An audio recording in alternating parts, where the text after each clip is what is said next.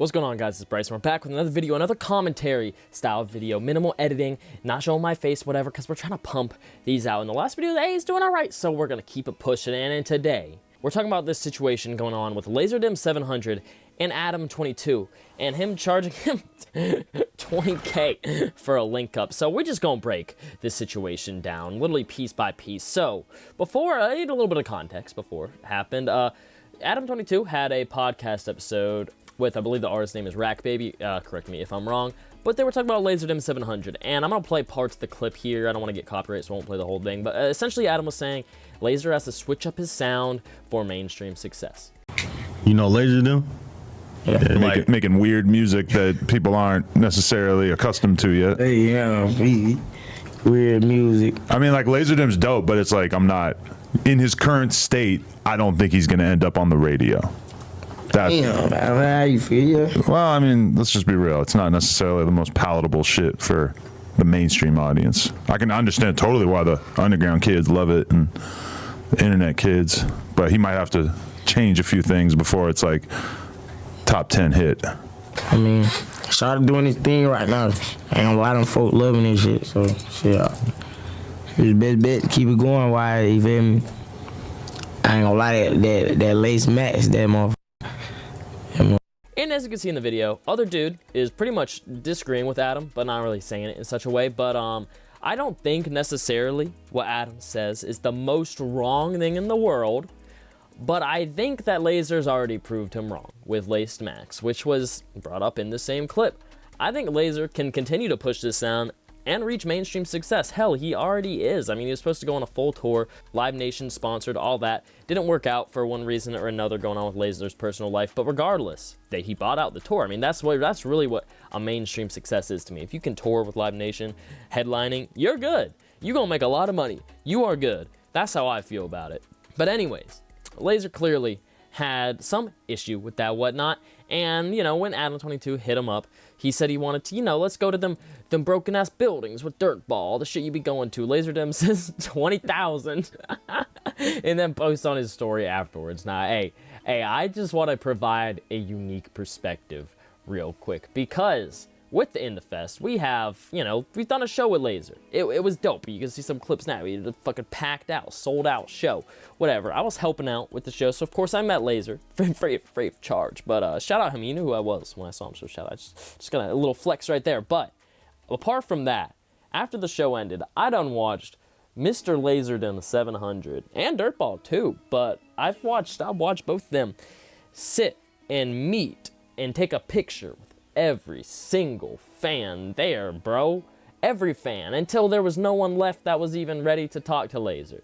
Quite literally. I mean, that's literally exactly what happened, and it was insane to see. Not every artist will do that. A lot of the artists we book do that, but not every artist. And seeing Lazer do that was quite wholesome in my heart, you know. Especially him being on top of the world. I mean, that show was sold out. We had like 500 some tickets. It may have even been more. But it was some insane shit. And he was more than happy and willing to do what he had to do to make sure everyone seemed like they were included, you know, fucked with, all that. And then Adam 22, you know, a long-standing, you know, a reliable, cemented news source for hip-hop and the genre as a whole, the culture. He says 20K. Now, a lot of people are boiling it down to, you know, oh, Adam has money, of course he's gonna charge, whatnot, blah, blah, blah. And hey, I know the way Adam has taken interviews in the past. I'm sure he's been paid for interviews, and he has paid for interviews in the past. I'm sure it works both ways. It's kind of like shows, you know, if you're doing a show, depending on how big you are, if you're gonna sell tickets, you're gonna be the one getting paid, and if you're not gonna be the one selling tickets, and you're gonna be the unknown person opening in front of a bunch of people that someone else sold tickets for, you're gonna be the one paying. So it's kind of a similar thing. I don't think it really boils down to what Adam said about Lazer in the radio play and anything like that. I also don't think it really boils down to Adam 22 just being rich and having money. I think that Lazer is like actually taking a stand against Adam 22, because listen, bro, we guys know the Adam 22 pipeline. There's been a lot of shit that has gone on in his career, and I don't even want to talk about allegations, whatever, him with his wife, whatever.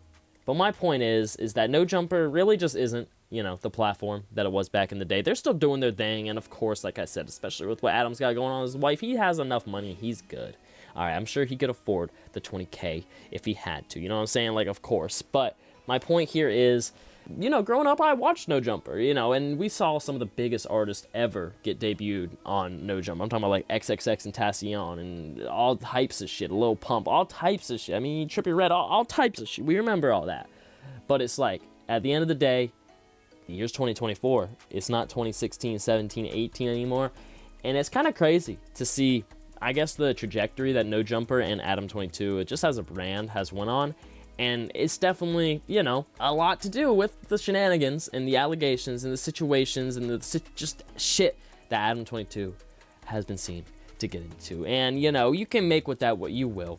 You can do some research on whatever you want, but I just wanted to get in the video and talk about the Lazer situation because it's kind of funny to me. And I do have a unique perspective, being someone that has been around him in a business setting and seen him meet hundreds of kids and take pictures, and then seeing this. It was a little bit of a question about, you know, how fan interaction, you know, because Lazer taking pictures with fans, it is going to give him more publicity. The same way if he went on No Jumper, Adam 22, vlog, whatever, it's going to give Lazer more publicity. But Lazer's putting his foot down for the Adam shit and did not put his foot down for the fans, which is commendable. And I wanted to provide that perspective for you guys so you guys know exactly what kind of guy we're dealing with. One of the nicest artists I've met, period. Straight up. And I mean that. Him and Dirtball, great people over there. But hey, if you guys enjoyed this video, you know, in a commentary style type thing, laid back, minimal editing, straight to the point, current topics, whatever, bro. This is what we're gonna start doing more on the channel when I can pump videos out, because hey, y'all seem to like them. So if you guys continue to like them, make sure you comment, let me know your thoughts. And if you guys enjoyed watching, make sure to like, subscribe to the bell so you don't miss any videos, updates, anything like that. Go in the description, follow my TikTok, my Spotify, my Twitter, my Instagram, get that weekly updated new music for our plays, and join my Discord down there too. And yeah, it's been Bryce. Peace.